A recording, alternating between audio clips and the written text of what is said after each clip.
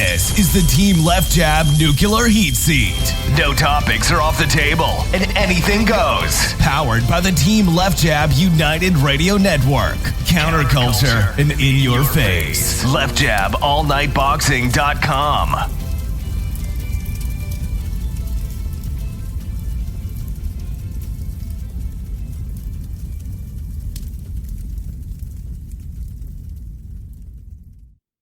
All right, so we're good. I want to thank you guys for coming on, Lowlife Louie Ramos and Tony Myers, two of my favorite guests, obviously, two great friends of the show for many years now, and it's a real pleasure having you guys on. It was actually Tony's idea to have you guys on together.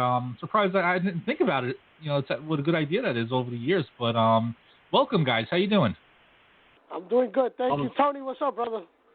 Hey, how you guys been, man? I mean, doing better than ever. I'm here with you guys.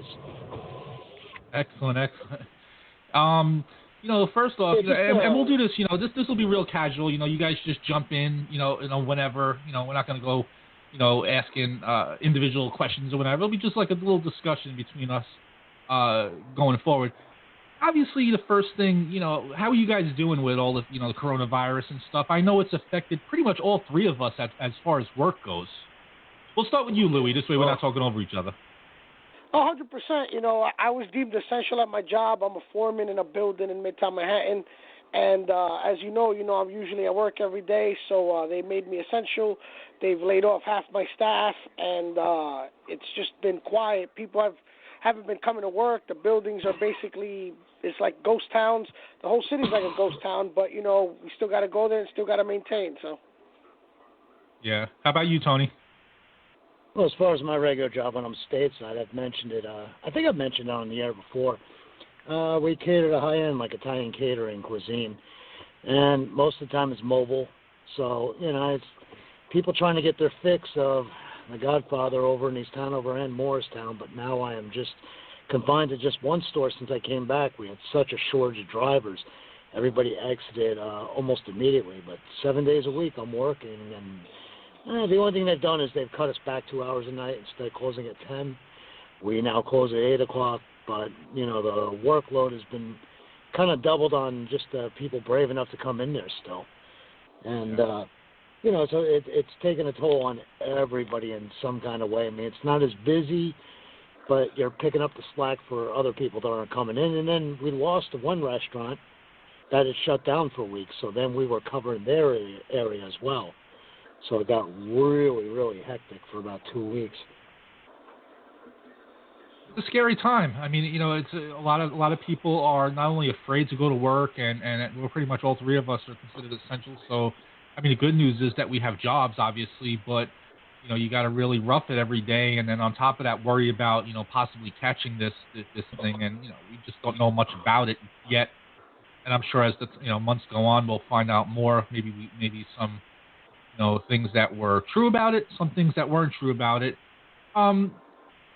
Going back to you, Louie, what are your thoughts on it? I mean, do you go to work? Are you afraid when you go to work? I know you have a family. You have a son, a daughter. Yeah, of course, everybody knows. You got to worry about bringing it home too.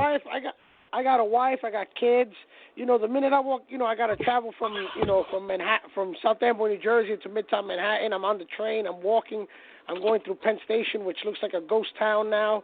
There's nothing but homeless people there. I just cover my face. I wear the mask. I take, the necessary precautions. When I come home, I take off my clothes. I get lights on down. I sit down. I have dinner. Then I shower. I make sure that those clothes get washed almost on a daily basis. And, pretty much is the only thing we could do. I mean, have I been exposed to it? Just being in the city right now, which is the epicenter of this crap, you're exposed to it. We just had a coworker who was he had been sent home sick about 9-10 days ago. We just found out yesterday he passed away. 67-year-old security guard. So it's not only has it been close to me, it's hit home employment-wise. So yeah, I mean, of course you worry, but at the end of the day, like you said, we all essential. We got labeled essential, and we got bills to pay and a job to do. So got to do it. Yeah. What about you, Tony? Obviously, you're out there too. Are you afraid of it? Are you just kind of doing it day by day? What are your thoughts? I mean, I'm using the exact precautions as anybody's using. I mean, I'm just going with, but I just won't feed into the paranoia. I mean, I know things are bleak. I know things are bad. I've had friends, personal friends, that have lost their job and went sick, still actively seeking work. So I know how bleak and how bad it is. My whole thing is, maybe I'm on the outside looking in, but I just wish to God there wouldn't be such like a panic, like a hysteria, like too over precautious and that kind of thing. Or people in my hometown of East Hanover, New Jersey, it was a doctor, a 70-year-old doctor pulled out a gun and shot and killed his wife, with the isolated, with the time together. Oh, yeah. So it's things like that just, remember at the very beginning of this whole entire thing, I told you, I was like, as long as there's not like that mass hysteria, thing where people are just losing it, seems to be what's slipping more and more. My parents are both concerned. They're 77, 79, and they just returned to Jersey from like a 6-month vacation in Florida, so you can imagine their panic and hysteria, but, we're all in this together. There's no point in overanalyzing and driving yourself nuts over it. There's nothing you can do. Yeah. I agree. I mean, I agree with both. You just got to just be smart, do the precautionary things that we know, and, that's pretty much it. Because at the end of the day, this could be something that comes back every fall, just like, all the other influenzas and flus and stuff like that. And, as it's around, I'm sure that, we'll all become a little more immune to it, and then hopefully they come up with a vaccine or at least something that just kind of, wanes it, where it's not just so devastating. I think the only reason that it's so devastating is just the fact that it's new, and the human body has no immunity to it just yet. But what do I know? I'm not a doctor. Yeah, I had a whole series of shots. Even when I got to Kenya, I still had shots on top of the malaria and the normal shots that you get, because just me being paranoid and me being in another continent, me being in another part of the world. So just my paranoia and, the way that I am about, especially coming from Japan, where it's a normal thing for them to walk around with masks every single day. And a lot of times you'll see people wearing gloves over there too. I would have to, you would have to actually see. It's maybe, I'm going to say at least 1 in every 7 people in Japan just force a habit, wear a mask from day to day to prevent, it's for the prevention of disease, and it's also for, if you're sick, to avoid spreading. But my thing was about going on a podcast and going like public with things. I never got my chance. On the 4th of April, and I had been speaking with his wife since Christmas time, and because I had to contact her to get Louie's information, because they told me to hand select somebody, and I chose Louie. And so you could see the net effect that Corona's taken. I mean, this is the second time that Louie has been booked to come to Japan, and in 4 weeks from now, that's not going to happen. Yeah, that was one of the big topics that obviously we wanted to talk about, Louie. I know that it's a dream of yours to go to Japan, and it's going to happen. It's just bad timing that this thing kind of popped out, right before it was going to happen for you. But, obviously, not a question that really needs to be asked. But, how disappointed are you? I know you are disappointed. You see, of course, disappointment is the ultimate feeling when it comes to that. Of course, so much work went into it, and they kept it a surprise for me. I was like nowhere. I had no clue that that I was gonna go. Everybody had kept it under wraps. My own wife had kept it under wraps. A lot of people knew, but I didn't. And it's just like I appreciate from the bottom of my heart all the hard work, all the effort that went into it, and all the individuals that went out of their way to do this for me. Disappointed, of course, but not hurt, because and I posted this before, so many people have lost so much more. People that have lost their jobs, people that have lost family members, people that, I just lost a coworker, people that have lost, that kind of, you cannot replace that kind of loss, a loss of life. So, or like a loss of your business or something like that. So I'm grateful and honored, and I'm very lucky that I was put in that position. And I do hope, and I've spoken to Tony about it at length, I do hope that it dream is fulfilled later on in this year, or maybe next year, whenever it happens. But just got to stay positive. What I've done is taken the time to get myself in the best shape of my life at 40-something years old. Kind of inspired by that Edge show on the WWE Network, where a guy in his 40s can still go out there and get in the best shape of his life. And I've taken that as my mantra, and I'm improving every day. And this is just a minor setback, just another bump in the road, and it'll happen. Oh, absolutely. And what was the timetable? That was actually something I was thinking about. Like, when you guys set it up, Tony, when you set it up, was it like 4 or 5 months ago? Was it a month ago when this thing was already going on, and maybe you didn't, think it was just going to get this bad to the point where everything got canceled? What was the timeline for it? Well, it was right around Halloween time. It was coming out of Halloween. I did WWS in Kumagaya,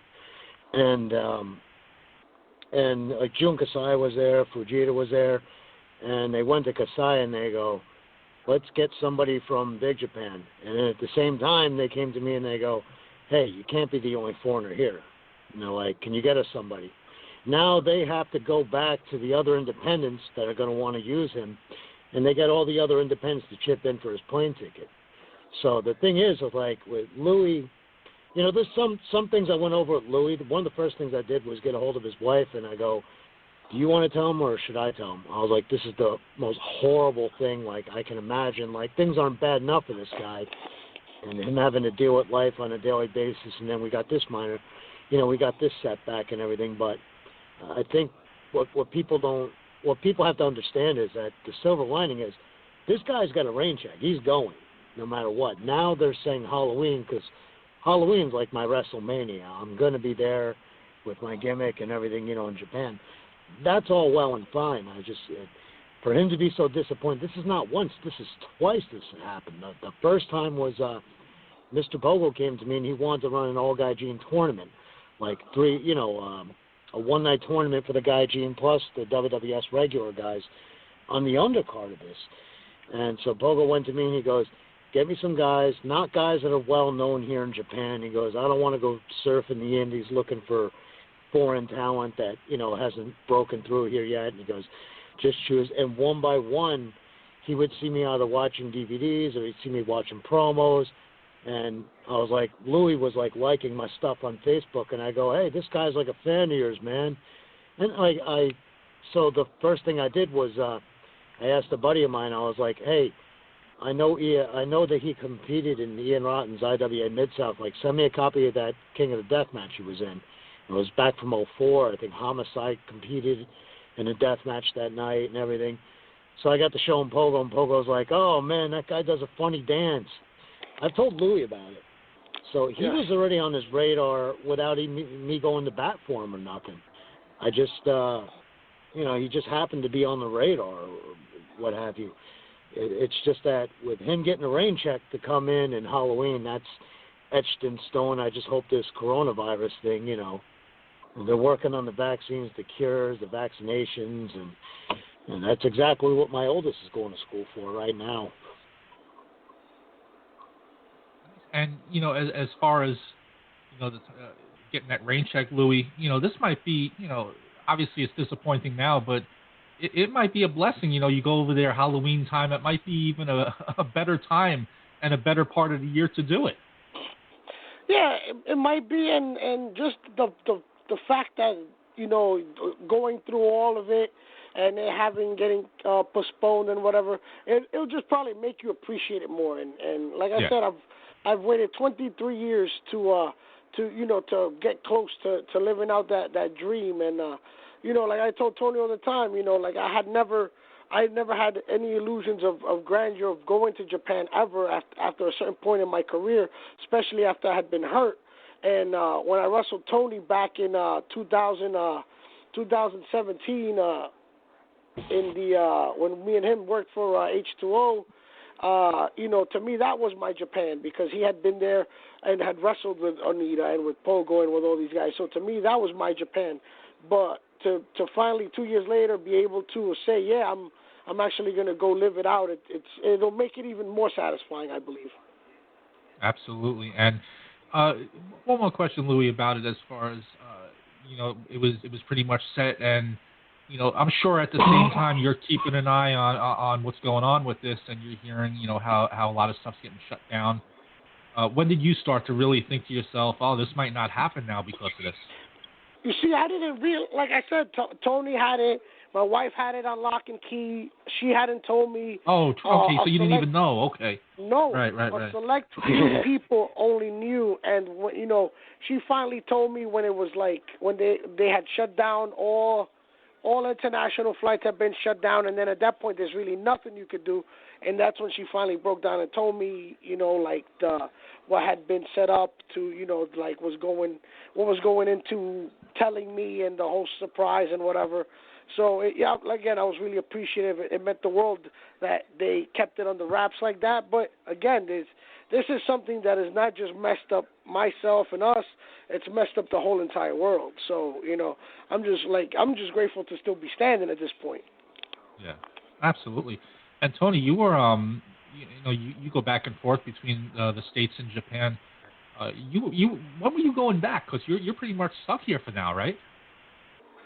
Yeah, I am, and the only thing they told me is they go, well, they're like, and they go, maybe you could find a cruise, or maybe you could sneak out of America because Halloween. I go, Halloween here with the gimmick would be unbearable, and it's for so many years I've stayed through, on purpose for Halloween, but to touch on something else, it was like as all the independent promoters are lining up dates, they're like, oh. And they would call them low rifle. Onita's wife was calling them row life. So, as all this stuff was lining up with the independents, Tababa contacted me, and Neko contacted me, and then the guy that owns Big Bear Produce contacted me, and then H Production, and the people, they run out of Basement Monstar, Bushida Impact. So not only that, he was going to end this. The end date for him was WWS, and that was, slated to wrestle a guy that was hand-selected by Jun Kasai, and that was, and I didn't find this out until I talked to his wife that it was going to be Abdul Kobayashi was set to be his opponent. So, this stretch from Onita, which I found when I found out day one, because Onita's wife was like, oh, is Lowlife Louie, does he have any problem participating in explosive barbed wire? And I go, oh, man. And as all this great stuff is lining up, then came, first they changed the airline ticket. Then they said, that's it. Cathay Pacific can no longer fly either one of you two. And I was like, I went back to the WWS people, and I go, well, and they go, Tony, every single one of them are shut down. There's no way. It can't happen.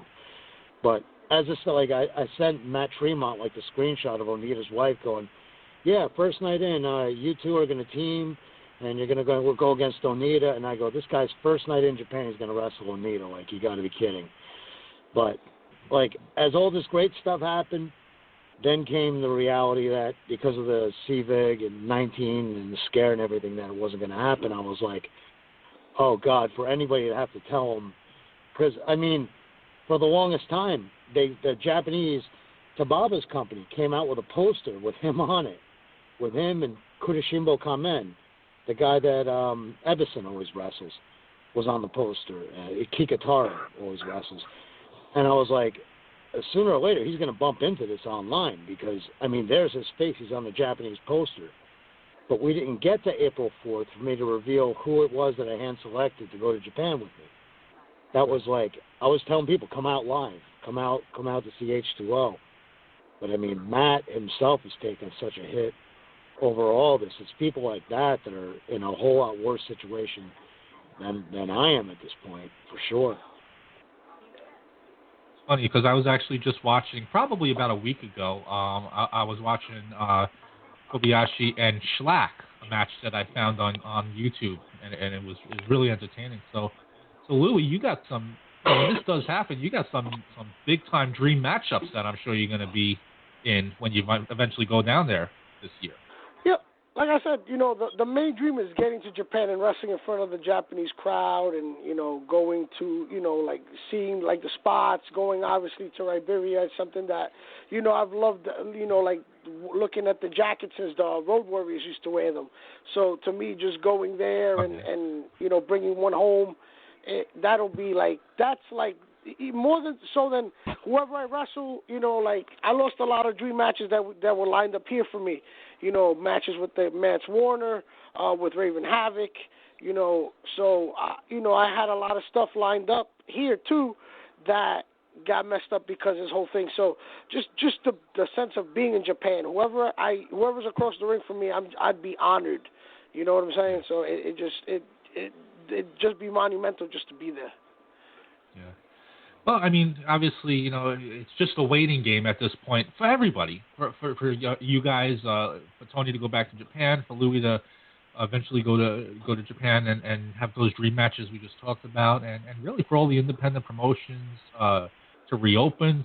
We got to see who survives this. That's the other thing. I mean, I'm sure not every one of these small wrestling promotions that are out there are going to come back, unfortunately. So.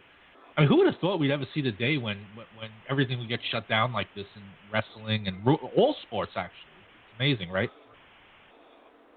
Yeah, I don't see how anybody stateside would have, lived without football, what they would have done if they went into a massive panic, I mean, would they do, what I heard, with the UFC, where they want to move it onto a deserted island and have people duke it out? I mean, what... it's kind of the timing is so funny, too, because I let myself get so... out of shape and just disgusting because, I mean, I haven't been going to the gym now, and, I mean, I make one excuse after another for myself, but, yeah, so many people have lost so much more, but, I mean, when something like this happens, I mean, who saw it coming? Everything wound up being canceled, everything wound up being shut down, just everything everywhere.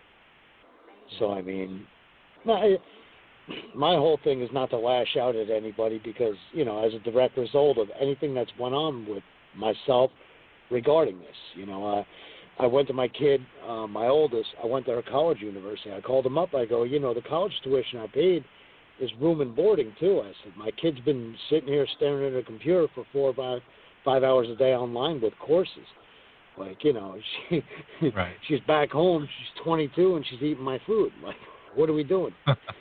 So, it's imagine the lawsuits that are going to come out of this thing. Can you imagine? Yeah. Oh yeah, it's going to be crazy. It's going to be crazy, and the whole thing is obviously, Louie, you were talking about you're taking advantage of getting in the best shape of your life. Obviously, that's with the motivation, knowing that you're going to eventually go to Japan probably later this year, but also those other matches like you were talking about. Hopefully. H2O and everything, gets back on track. So you have a lot of matches here that you want to take care of, like Raven Havoc, etc. Mance Warner. Yeah, I mean, it's just a waiting game, like you just said, and just to know that those matches were scheduled again, it means a lot because those are up and coming guys and guys that are making name and waves out, making their names known. And making waves out there in the Indies right now. So to have been matched against them was great. And again, hopefully it happens. Hopefully there's not much. It's already mid-April. It's April 15th is tomorrow. So definitely we're at the midpoint of April. So hopefully another month, maybe month and a half, and things can start getting back to normal. Crowds can start to gather again. Matches can take place, and hopefully some, if not all of it, gets rescheduled and fixed around and what have you. But once it comes back, hopefully it comes back stronger than it was. And wrestling was on a roll. Independent wrestling was making noise everywhere. So let's keep that momentum going. Let's we have to stick together, and we have to make sure that we give the fans that come out to see us the best shows possible, so they keep coming back because everybody's taking a hit, financial or otherwise. So I'm sure that at first the crowds may be a little smaller, but we have to make sure that we win them back, every single one of them. That's a great point, Louie, and I'm going to go back to you in a second. But Tony, when you look at wrestling in Japan, obviously, you gotta. It's more of a flight issue for you to get back there. You gotta basically wait till they say you can go back there. when the flights get started again. What are you hearing though as far as them starting wrestling over there? Are they kind of like we are, where we just got to wait until we're told that it's safe to do it, or do they have a different game plan over there? Yeah, and there's some places that have just decided to routinely run like nothing, and they're allowed to do that. But I mean, they're doing it with precaution. So I mean, their economy is taking a hit because not as many people are going out going, yo, this is serious, Yeah. But for a lot of the smaller, I know, like right there, I have the Ice Ribbon Dojo. They still tape all kinds of tapings, and they put their stuff in a can. They're putting it on DVD, and you know how the Japanese are about, like, I've just had the worst trouble and the worst luck with, like, copyright laws with uploading some of the stuff to YouTube. Apparently I was using the song, and that's like 2 strikes against me for trying to upload my stuff there. But so many independents are doing that. They're uploading their stuff to YouTube. They're taping out of, like, either Ice Ribbon Dojo or the old, Fighting Ultimate Crazy Kings. It was another independent that Louie was booked for. And it feels like I'm just rubbing salt in the wound at this point, telling him, like, every place he was booked at and all this other stuff. But it's places like that. They tape inside of a studio. They put it on the DVD, and you know how the Japanese are about torrents and YouTube. They don't believe in stealing. To them, that's stealing. That's, bad. That's dishonorable. That's against the culture. It's just the way that they think. So they will, mail order DVDs and that kind of thing just to get the wrestling fix. Or they'll contribute to YouTube views and share it with their friends. So, and hope to make the money back on advertising and that kind of thing.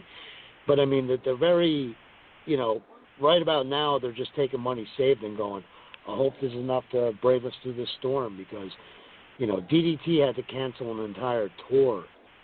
And even they're back, like, running and taping on, at obscure places and that kind of thing, just to keep it interesting. I'm talking about, like, no-ring stuff and all that kind of thing. And even Bar Fight, the place in Shinjuku, has, like, so many people coming in. And they're only taping in front of, like, 10 people or so. But the whole thing is distribution of DVD, and they're charging outlandish prices on tickets. I mean, just because it's such a limited audience that can, that can attend any of this stuff. So, I mean, the thing with me is, if I was over there, like, right now, I'd be, like, going on, month 8 of me being over there straight. So I'd probably be like, oh, man, I'm homesick. But, man, I regret leaving. And maybe I should have just, I don't know, Kenya was great and everything, but maybe I just shouldn't have came back stateside. Maybe I should have stayed, or went back to Japan at that point. Magic Box Pro Wrestling, I mean. Oh, sorry, guys. No, I was going to say, I mean, you didn't see this coming, though, so there's no way for you to really know that. Yeah, exactly. Magic Box Pro Wrestling, I mean, they have a huge budget. Did you ever get to see the video of that place where I filmed on their grounds? And I mean, everything's a state-of-the-art facility. I don't know if either one of you guys got to see that, but that's I've never absolutely seen that, incredible. No, I've never seen that. I'd have to put that back out there. Maybe I'll maybe I could retweet it. Maybe I could put it on my Facebook or something. But it's when I signed with Magic Box Pro, like 2 months before that, when I knew that I was going to sign on New Year's Eve. They just walked me around the entire grounds, and I've never seen a wrestling facility like that. That blows away anything I've seen at NXT. Their budget. And they have, a restaurant on the premises, and you go in there, and even the napkins say Magic Box Pro Wrestling on them. It's absolutely incredible state-of-the-art facility. So, it's places like that that have big money behind them anyway. I mean, they're going to make it regardless. But my thing is, the smaller indies over there, I want to see them pull through. Absolutely. And Louie, the smaller indies over here in the United States, especially the tri-state area, the ones like H2O that you're involved in with Matt Tremont and GCW, CZW, all the ones that we all know and have followed forever. It's going to be interesting to see, when they eventually do start trying to run these shows again, Are they going to limit the amount of fans in there? Is it going to be worth it for them to run the shows? Because, a limited amount of people means, I guess, obviously limited amount of money coming in.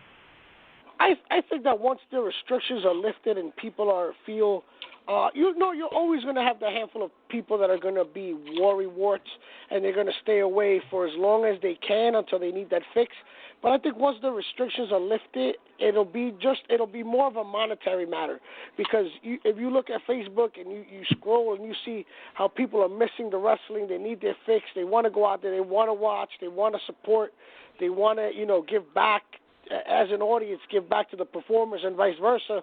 But my main concern is like the financial of it all, because the promoters have to make money, the buildings have to be paid, the boys got to be paid.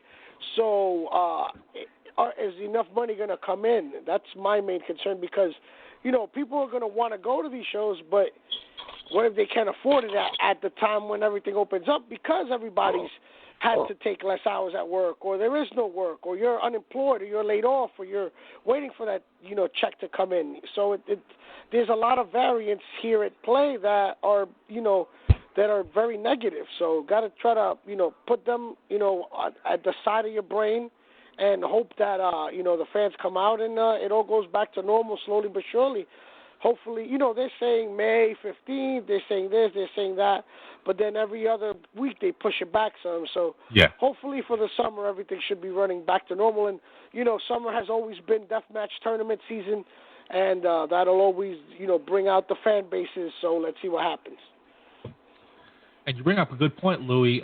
You wonder how many of these independent wrestlers, obviously the ones who are still, strictly on the independent scene, are going to continue wrestling. If this goes really long, obviously, who can afford to continue wrestling, and also, like you said, it depends on how much they're making and how much of an audience does come back, and how much those promoters can actually afford to bring, the certain amount of wrestlers in. Maybe not as much as they used to. I guess we have to all wait and see about that. 'Cause I know they're definitely hurting the wrestlers. A lot of them have other jobs anyway. They might have lost those jobs. You never know. It's tough. And on top of it, like the dates I had lined up here, like Twisted Tate, ACW, those guys out that way.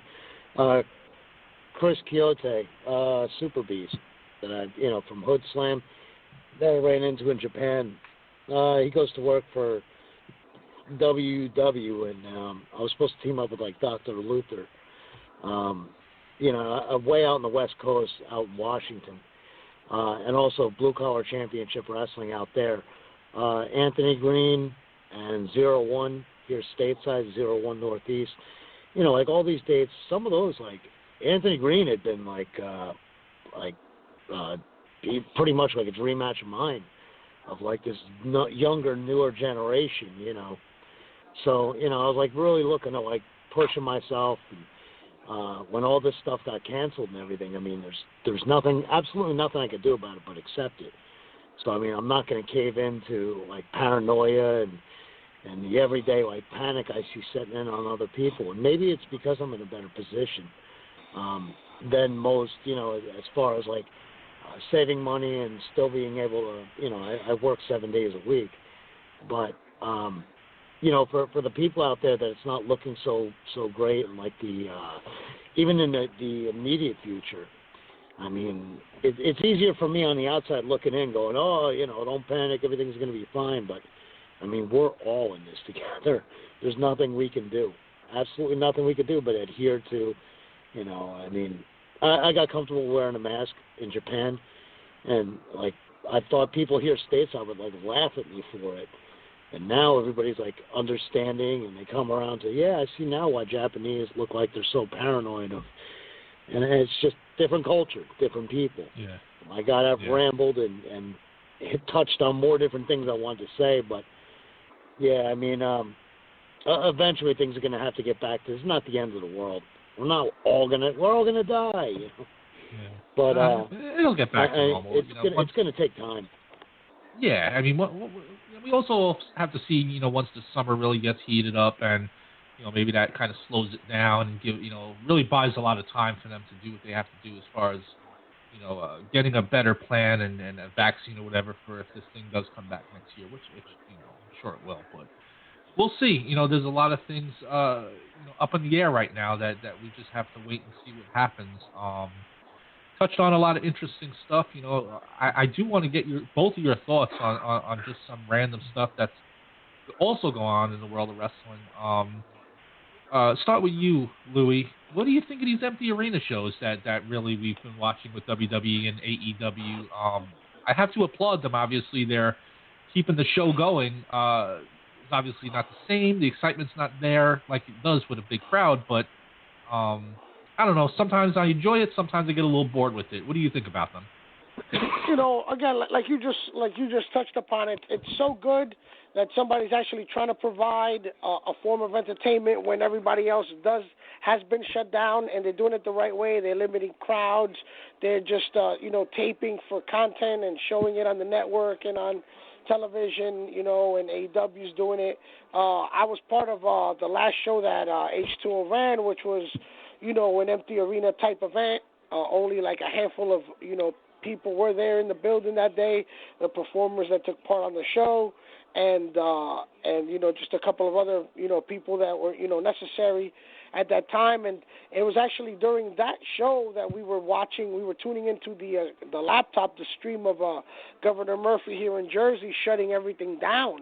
And that was the day. He said that Sunday everything was going to get closed, and it's been, over 3 weeks since then, and everything is closed, as you can see, and it still is. But, I'm a fan of the empty arenas just for the reason that it gives us something to watch. And it's like, Vince McMahon, he gets a lot of bad press, and he does do a lot of stupid shit, but he's giving people hope when a lot of people may be losing their final hope. Just, the wrestling for me has been a grounding point my entire life. So for it to still be there for me, it does mean a lot. So I got to give kudos to McMahon, AEW, and whoever's trying to, put out some content out there. I agree. What do you think, Tony? Do you enjoy watching, some of the empty arena shows that we've seen over the last couple of weeks? I mean, it's not as exciting without the crowd, but just look at the bare essentials. I mean, these people are having to work regardless of whether they're in front of people or not. I always looked at it this way, all the independent guys out there, we don't get to wrestle and this kind of. These guys are used to performing damn near in front of nobody. Don't let them kid you. I've been there myself.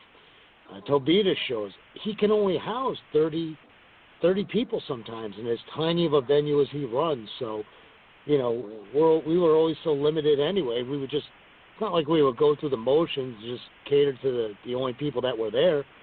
We just had a bare necessity need to wrestle, and it's anybody that acts like, it's just about the money or you're a mark. No, hey, they're way off on that. Most of these guys wrestle in front of nobody for nothing anyway, just because of the sheer love of it. So wrestling in an empty arena or not, I mean, you can go into the whole Jerry Lawler, Terry Funk empty arena, and Mick Foley and The Rock empty arena, a halftime show at the Super Bowl, and that kind of thing. I mean, that's got to be the most difficult work to do, is wrestling in front of no fans. You can't be heard calling anything or doing anything. Not to reveal too much about the absolute inner workings about professional wrestling, but, what else do you have? If you love wrestling, you love every part of it. You love every being of it. You see the good, you see the bad. I see where Jim Cornette is correct on some things that he assesses. But, I mean, to me, it's just a universal love of doing what you're doing, whether it be in front of, 5 people or whether it be in front of 5,000 people. I give all effort anyway. It doesn't matter to me. I don't take a look at the crowd and go, well, I'm sitting in a hammerlock tonight. Screw this, man. There's only 10 people out there. I'm not risking my life. Maybe that's why I'm wired the way that I am. And God, I didn't even talk about this injury I had where I had to actually pick up my leg and pivot my foot to walk to the bathroom. That's how bad my hip got. I blew it out like trying to do a corkscrew from a moonsault. Just anyway.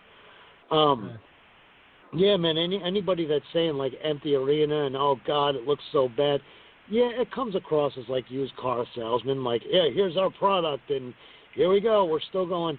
Hey, it's a lot better than nothing.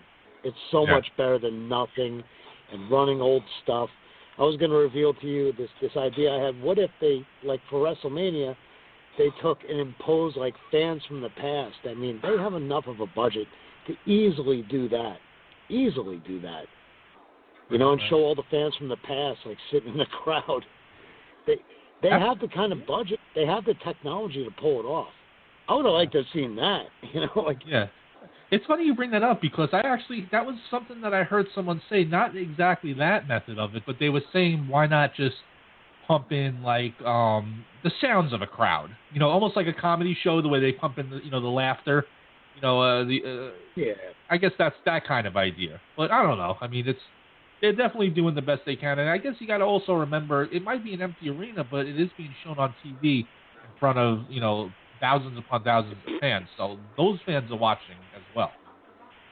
Look at the old territories, man. There wasn't many people sitting in that crowd. Like Amarillo, that studio audience, there was like 30 people sometimes. Look at the old ICW tapings from the Pothos. One time there was 5 people sitting in the audience. They would paint people on a wall behind them. And you might laugh and say, oh, that's so low budget and everything. To me, that's what fascinates me about pro wrestling, is coming up with stuff like that. Is that you're given the realm to do whatever you want, whatever reality you want to make it. Right. Yeah, I mean, absolutely. It's everybody in clear cooperation with each other. Why couldn't they pull it off? Yeah, definitely. And, WrestleMania obviously happened about a week or so ago. Now, Louie, would you have held it off until everything kind of got back to normal, so you could do it in front of a big crowd, or do you kind of agree with them, kind of just doing it when they said they were going to do it? I guess it would have been hard to really continue the storylines even further than they already had, pushed them. Again, Torn. If you've already given, you've given the fans the storyline, the build up, and then all of a sudden you had to cut it all out because there was no more, ability to gather in public places. You had to go with what was left. Could you have postponed it and postponed everything as a whole, just like every other sport, and said we're not going to go forward, we're just going to air what's in the can, and we're going to, freeze it from that point, and then we're going to do WrestleMania in June, July, whatever the case may be? They could have gone that way, or he already, took the big financial hit. So he probably thought, I already got to pay my guys, probably regardless whether they work or not. Let's get them to work. Let's have fun with it. And, they already lost money. So even if he ran again or postponed it, he could probably make the money back running another big show coming up. But I think the right thing was done. And, again, it gave the fans something to look forward to. And nothing on those 2 shows was terrible. Everything was good or above. So I got to, again, give them credit for what they put out there. Now, before I go to Tony and ask him, did you like that Boneyard match, Louie? I was a fan of the Boneyard match. I was a fan of the thing with Cena and the Fiend. Yeah. I think that's the Cena send-off, in reality. And I'll just take this one shot at Cena. Cena always said that he wasn't going to turn into The Rock. He'll never be The Rock. He'll never leave for Hollywood and blah, blah, blah. And that's exactly what he's done. So, Cena showed his true colors there. So that's how I feel about John Cena. I used to hold him in high regard, no longer. Yeah, he's on a lot of commercials now, too. I see him, just watching baseball, clips and stuff like that. And there's John Cena doing a commercial here and a commercial there. You're right. He say about 10, 15 years ago, he was killing The Rock for doing that. And he sold out and everything. True. What do you think, Tony? Would you have held WrestleMania off until maybe June or July, like Louie said, when the fans could, be there to explode every time these guys come out? Or would you have just done the show on time and moved on to different storylines? I'd have had that done the show on time. And here's another major factor of why, because they're linked into TV contracts where they have to provide new content regardless. I mean, if anybody realizes how much money that their television syndication is worth, they would completely understand with filming in empty arenas and that kind of thing. There's just too much. They have to provide new content. It was like it's no different than on a much, much lower scale. The Poppos were hooked into a contract with the ICW. They had to provide new content. They ran out of stuff and even aired all their house matches and knew that they needed new stuff. They went to the Lawlers and said, I know we've had this horrible history with each other, but we need new content. And that's when those two started having to work together. So, I mean, having to provide new content, and especially for what that syndication is worth, I mean, you got to do what you got to do. I mean, what are they going to air, like a show of all old clips or something like that in its place instead? That's what people have the network for. They don't, you know, that's the whole idea behind the network. Is you could, my idea before with superimposing the fans. Imagine watching WrestleMania, going, "Hey, I might be in one of those crowd shots they're showing in the background. I better look closer." Yeah. Like I would have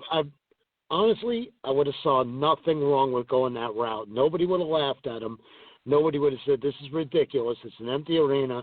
If you put up all the black curtains and we're able to do something like that somehow, some way, I'm not that technologically advanced, but to shoot it and superimpose it on 4 different sides of the ring, I thought that would have been something really cool. And like, interesting. Like, imagine going to like a cutaway and everybody's booing as the heels getting heat. You know, fans being pissed off in the past at WrestleMania. Them showing the Undertaker, the crowd reaction there, and you know, when the Undertaker, you know, got his streak split, and you know, all that stuff.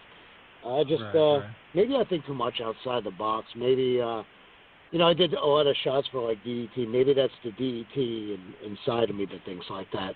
Maybe I just sound ridiculous. Maybe that sounds like too Vince Russo-ish or whatever, but.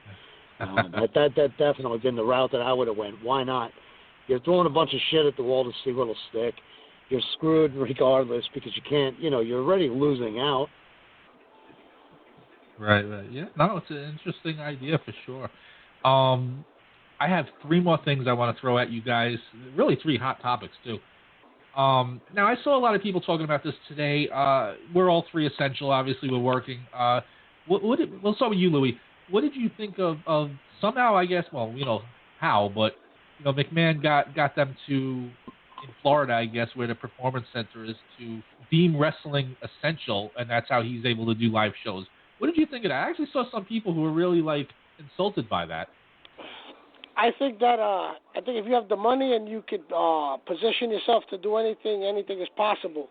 I work for the largest commercial landlord in Midtown Manhattan.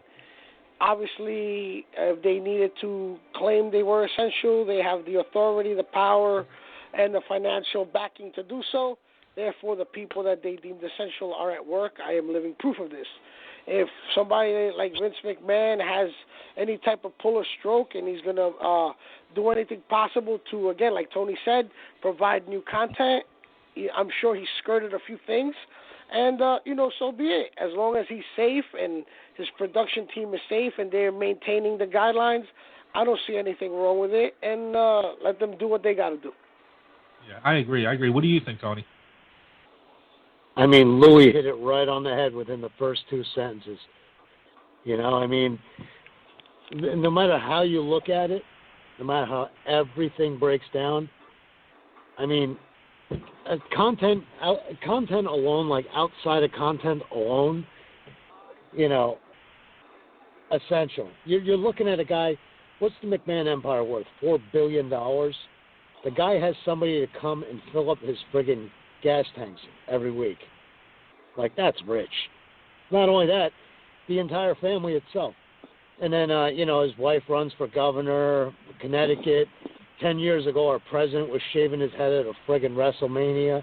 Gee, there's a real long shot that the guy has the political stroke to pull off him being labeled as an essential business. I understand all about essential. Hey, there are people that when they come for Italian cuisine, they want authentic. You know, they've been loyal customers of ours for 4 decades. So I know all about, you know, essential. This is what these people that are spending a lot of luxury money on this product, this is what they want. So I go to work 7 days a week, and that's what I do. 2 weeks ago, I was on Snooki's podcast because I happened to walk in and deliver her catered food to her. her while she was podcasting with her buddy. So, I mean, regardless, people got to eat. So, we're labeled as essential in my regular job. You tie that into, Vince McMahon and him getting labeled essential. Hey, like I said, his empire's worth, $4 billion? And he's all heavily tied into politics. Think about if something wasn't done, the outrage that there would be amongst wrestling fans. They'd be like, Vince McMahon couldn't just open up the Performance Center and just give us something, Yeah, fans are never happy with something like that. I agree with you guys. I mean, there's so much other things to worry about right now than, if Vince McMahon's doing a live show. It's his money. If he paid someone off to, get it to go through, so be it. There's a lot worse things going on right now than that. But the other thing, and I'm not going to go through all the, things that she said, but I saw Ronda Rousey, and I'm 50-50 on this. She made a lot of, derogatory comments about wrestling as far as fake fighting, and she, said the fans would really, didn't really appreciate her and stuff like that, and she really just kind of went off on wrestling. Some people feel like it's just a work, just setting up for her to come back, as a major heel now. Or maybe that's what she believes in. Maybe she just really doesn't respect the industry as much as we thought she did. I know she loves it though, so I'm kind of on the side of I think it's a work, for her to eventually come back. What's up with you, Louie? What do you think? I think if it is a work, it's a very good work. Ronda, for somebody that had that little bit of experience, really, stood out and, did a phenomenal job with pushing her character to what it was, and it basically was an extension of who she was, and they say that those are the best type of characters. With that being said, if she is really done with wrestling and wants to start a family and wants to go into Hollywood, she may have either said that off the cuff or really meant it and said, hey, F you all, because I'm done with everything that, the fans, I'm done with wrestling, I'm done with everything as a whole. But even so, we've seen people do, go against the business, not just that, like the Montreal screw job and stuff like that. Where even in that kind of situation, you can be forgiven and brought back. So no matter what she says, even if she did say that and meant it, she could be brought back as a heel. She could be brought back as a heel and then eventually, be turned into a face and fall back into the good graces. So, anything's possible. If guys like Bret Hart could come back after all that happened, so can she. Yeah. How about you, Tony? Yeah, just imagine now we have female Brock Lesnar. I mean, is it like, yeah. Imagine Paulie coming out with her, because everybody's always bitched about how Ronda Rousey couldn't cut a promo and that kind of thing. Right. Just imagine Paulie coming down a ramp with her, right? I would love to see that. That'd be fun. Yeah. I mean, what would be greater than her just totally breaking out and just going nuts on the women's division, going, this is all fake, this is all bullshit, I'm going to beat the fucking shit out of people, I'm tired of this, I'm taking out my frustrations. Like, work or shoot for that girl to make herself like that noticeable by making that statement alone.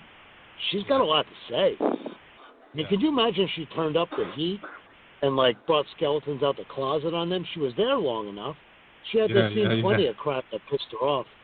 That reminds me, I gotta listen to the Chris Jericho podcast with I want to see what Brody Lee has to say. So stuff like that keeps me like fascinated with real life, and I can't wait to hear what he has to say. I've avoided all the spoilers and everything. Oh, that's I want to hear his side. Definitely. And last thing before you guys go, and just a broad statement. I absolutely love this series on Vice, Dark Side of the Ring. I watch it every week. I saw you talking about it last week with the New Jack one, and it's just amazing. I'm just mesmerized for the hour or whatever it is. When I'm watching the Benoit one and the New Jack one, and tonight the Snuka one's on. What do you think of that series? I mean, to me, it's amazing. I think it's the best stuff on television. Like when the Dark Side of the Ring episodes are on. I know they're on late, and I got to get up early for work. But the next night, the family's gathered around. I got a beer in my hand, and that's the only weekday that I drink when I'm watching the Dark Side of the Ring. I'll put it on, and the whole family's watching because we're all lifelong wrestling fans in this house. So we all sit there and we watch it. And some of these episodes, even going back to the last season, the Bruiser Brody one, the Gino Hernandez one, they were amazing. And the Von Erich one, so sad. And now the Benoit one was phenomenal. That Benoit one had tears, everybody's eyes. Tears in their eyes, just from the various up and downs of emotion, from him being a child, them talking to his son, them talking to Nancy Benoit's sister, him winning the title, the moment with Eddie. It was just an up and down roller coaster of emotion, and that's what great television is. And the New Jack episode, to me, always entertaining because I've gotten a chance to work with New Jack dozens of times. He's actually called my home, and New Jack has been amazing to me throughout my career. So to see him get a show like this and tell his story on a platform like that was truly amazing. And tonight is supposed to be the Jimmy Snuka one and my DVR set. Yeah. It really brings back memories, right, Louie? It really brings you back to, you start to remember stuff. Oh yeah, of course, and that's what good television is, man. Absolutely. What about you, Tony? Have you been watching the series? I listen. Yeah. Oh, like a hawk. I had such a knot in my throat when Benoit's kid stood up and hugged his. I mean, for the first time, she had never heard nothing from them at all. So that show had been building. If you watch it, and the good thing, here's the good thing about the dark side of anything. It gives people can look at it and go, holy Moses, I thought I was screwed up. Some of these people have some real issues. You know what I mean? Like, right. It's a reassurance to us that, look, man, but I ain't got no problems compared to some of these folks, man. But, like, okay, the Snuka one for personal reasons. I've wrestled Snuka like a dozen times, man. It was like some of the greatest. And I know there's a whole dark side. Hey, there was a lot of Mr. Pogo that was a dark side of wrestling. But when I talked to Dave Meltzer back summertime, or no, it was here recently. It was sometime in 2010. He came in for the Tokyo Dome and everything, and I got to talking to him and just airing out grievances. And I'm like, man, you really botched the whole thing on Pogo. You really tried to make him look bad. And I was like, dude, I provide you all that information, man. What were you thinking? And like he and I got to talking about it like two men, and it was just like, all right, you have your way, I got my say. You know what I mean? Like, but of the dark side, I mean, the one on Snuka, that's another thing. Like tonight, I'm saying I live for that. I can't wait to go watch it. That, and they'd interviewed. Actually a buddy of mine, Hannibal. From Hannibal TV, interviewed the producer. Right. So before I go to sleep later on tonight, I'm watching that too. Because I'm fascinated. Like these guys, they did such an incredible job. Even the reenactment, to go through that, the one on Fabulous Moore, just I fell in love with that. And I'll throw a shout out because anytime I get dropped like Vicky Otis, Princess Victoria, anytime I could drop her name to people and let them know like. That's good people right there. You know what I mean? Right. And like there can be so much more done as far as dark side of wrestling goes. I just don't want people from the outside to view it and look at us all like we're a bunch of idiots. Like we were all normal people that got blinded by this thing that we love to do. Right. It's like sometimes you can relate to a drug addict almost, that you feel almost helpless. Like, I got to make this town. I was booked here. I got to do this. I got it. You know what I mean? Like, you could almost relate to like a drug addict, as far as like addiction goes. But even the one with Benoit was just wow. And then the Von Erich story, I mean, who didn't come home and watch ESPN, if you were a wrestling fan, and see the Von Erichs? Right, yeah. So I mean that series fascinates me. Yeah, it's gonna be fun to see. Every year they just come up with a whole bunch. They got the Owen Hart one coming up on. Maybe they'll do one on Arn Anderson and Sid, the knife fight and all that stuff. Like, there's so many different things you could do. It's a great series, and the Snuka one tonight's going to be interesting. That's one I don't know. I know what happened, but I don't know much of detail to it. So I'll definitely be watching that one. I know you guys will as well, but. Look, it's been a great hour. Personal. Go ahead. No, I Tony. I have my own personal views on that, and they're my views, and you know what I mean? Yeah.